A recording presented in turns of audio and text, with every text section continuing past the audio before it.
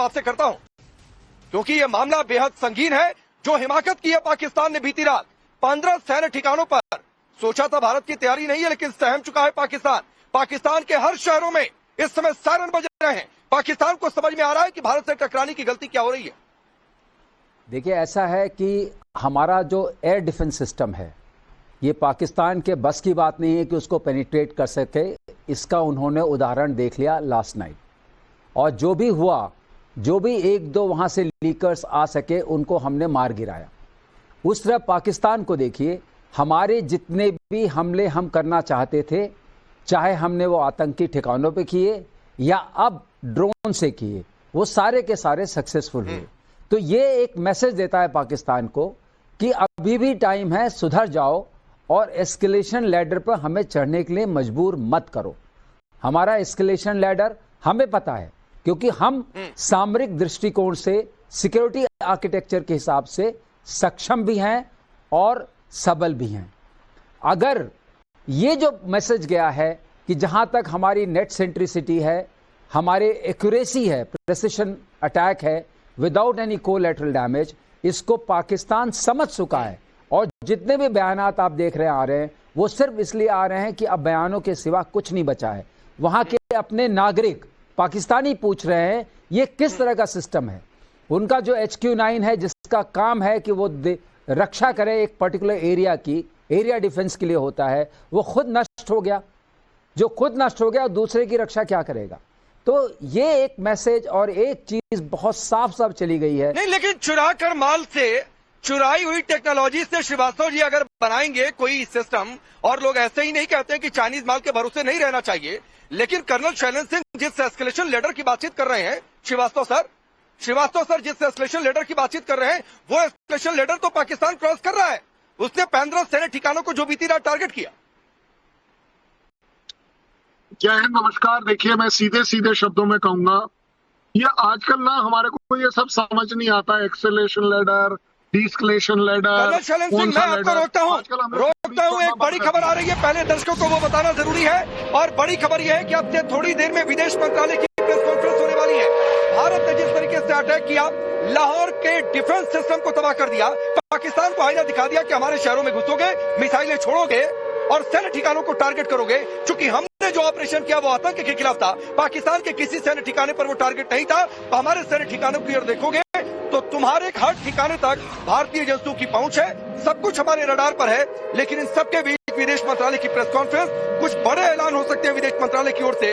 विक्रम मिस्री इस press conference को संबोधित करेंगे, कर्नल सोफिया कुरैशी भी इस प्रेस कॉन्फ्रेंस में मौजूद रहेंगी, साथ ही विंग कमांडर व्योमिका सिंह भी मौजूद रहेंगी। भारत की दोनों बेटियों को आपने सुना था जब ऑपरेशन सिंदूर सफलतापूर्वक पूरा हुआ था, और ऑपरेशन सिंदूर की हर एक कड़ियों को इन्होंने बताया था, जोड़ा था कि किन जगहों पर अटैक हुआ, कौन कौन से आतंकी ठिकानों को तबाह किया गया और क्यों उन आतंकी ठिकानों को तबाह किया गया। मुजफ्फराबाद से लेकर बहावलपुर तक, उस मरकज तक के बारे में इन दोनों भारत की जाबाज बेटियों ने तफसील से जानकारी दी थी।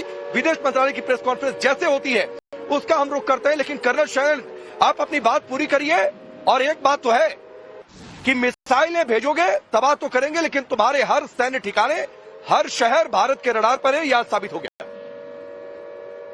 देखिए, मैं आपको यही बता रहा था कि आप कौन सी उड़ोगे या कौन सी ड्रोन उड़ोगे, चॉइस है।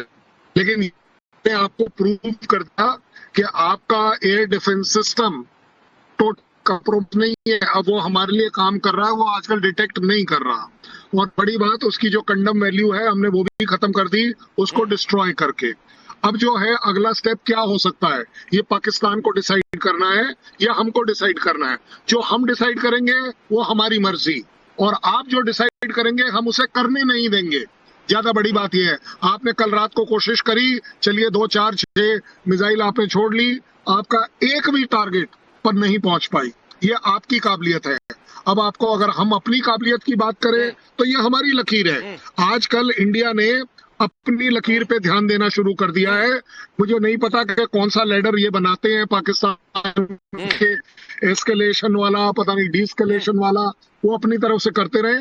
आज हम बड़े क्लियर हैं, हम आपको ठोकेंगे और हम आपको तोड़ेंगे। ये जरूर होगा, होके रहेगा। जी बिल्कुल निश्चित तौर पर अगर आंखें दिखाएंगे और भारत के शहरों को टारगेट करेंगे तो ऐसे ही टारगेट होंगे और पाकिस्तान के हर शहर निशाने पर हैं, भारत के सुरक्षा बलों के, एजेंसियों के। और हम युद्ध नहीं चाहते ये भी बता रहे हैं, लेकिन आओगे तो उसका जवाब दिया जाएगा। मेहरान मरीज साहब, मैंने तस्वीरें देखी, किस तरीके का मुल्क है भाई ये। लोग ये कह रहे हैं कि उनसे कहा गया कि आसमानी बिजली गिर गई है। लोगों को इस तरीके से गफलत में डाला जा रहा है। अपनी इज्जत अपने लोगों की नजरों में गंवा रहा है पाकिस्तान। जी, पाकिस्तान का इज्जत सबसे पहले तो कुछ है ही नहीं, न अपने लोगों के नजरों में न दुनिया के नजरों में। पाकिस्तान एक मुनाफिक बेगैरत मुल्क है जो मुनाफिकत के बुनियाद पे बना और बेशर्मी के बुनियाद पे चलता है। उसके फौजी जो इतने झंडे लगाए इन्होंने, इतने बैज लगाए, पर पिज्जा बेचने के बैज हैं या प्रॉपर्टी डीलिंग के बैज हैं। इन्होंने जंग तो कोई लड़ा नहीं है। बोलते हैं एक ही फौज है जिसने एक इलेक्शन हारा नहीं और एक जंग जीता नहीं। ये 2 नंबर का फौज, 2 नंबर का मुल्क। मैं तो आज इतना खुश हूं कि फाइनली इंडिया इस बेगैरत फौज को सबक सिखा रहा है। ये तो हम निहत्तों के साथ लड़ता है, औरतों बच्चों को मारता है। बांग्लादेश में भी औरतों का रेप किया, निहत्ते लोगों को मारा। अभी फौज के सामने तो लास्ट टाइम भी जनरल अरोड़ा के सामने 90,000 फौज ने पतलून निकाला और पतलून गीले कर दिए। ये इंडिया से इतना डरता है, ये गीदड़ भपकियां खाली मारता है, बेगैरत डरपोक लोग है।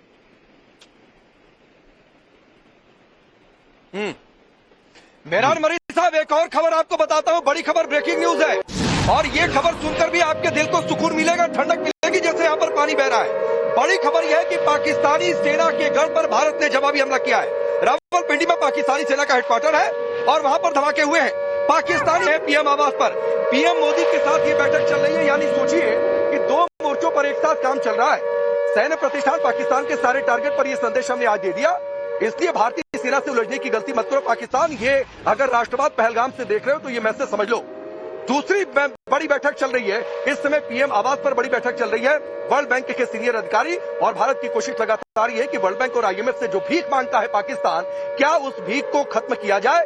इस पर बातचीत और एफएटीएफ की चूंकि बैठक भी होने वाली है जिसमें पाकिस्तान के भविष्य को लेकर चर्चा होगी। चूंकि पाकिस्तान ने भीख भी मांगी है आईएमएफ से, अब एफएटीएफ की रिपोर्ट क्या आती है, इसलिए भारत की कोशिश है कि आईएमएफ से और ज्यादा भीख ना मिले पाकिस्तान को, कंगाल मुल्क और कंगाल बने। ये तस्वीर है। मैं मेहरान मरी, मुझे पता है कि आप शायद बोलना चाह रहे होंगे, लेकिन 2 मेहमान अभी तक नहीं बोले हैं। ये 2 खबरें हैं। गुरु प्रकाश जी, एक बड़ा मैसेज आज गया है, उनके सांसद असेंबली में अपने सदन में रो रहे हैं, कौम का हवाला दे रहे हैं, कौम के नाम पर, धर्म के नाम पर भावनात्मक अपील कर रहे हैं लोगों को। वो कौन से थे? वो बिल्कुल संयुक्त राष्ट्र के द्वारा आइडेंटिफाइड टेररिस्ट ऑर्गेनाइजेशन थे। उसको कहते हैं यूएन प्रोस्क्राइब्ड। यूनाइटेड नेशंस ने कहा था लश्कर तोयबा, जैश ए मोहम्मद, टीआरएफ, हमने किसी भी सिविलियन एस्टैब्लिशमेंट को, किसी भी मिलिट्री एस्टैब्लिशमेंट को, किसी भी गवर्नमेंट एस्टैब्लिशमेंट को टारगेट नहीं किया था। इसको नॉन एस्केलेटरी कहते हैं, किसी प्रकार का कोई रिटेलिएशन नहीं हुआ था। लेकिन जब पाकिस्तान ने हिमाकत की, पाकिस्तान ने हमारे जम्मू के पूंछ क्षेत्र में हमारे बच्चों पे, हमारे निहत्ते परिवारों पे जो आक्रमण किया, जो हमला किया, यह असहनीय है। This is beyond our toleration. ये किसी भी स्थिति में बर्दाश्त नहीं की जा सकती है।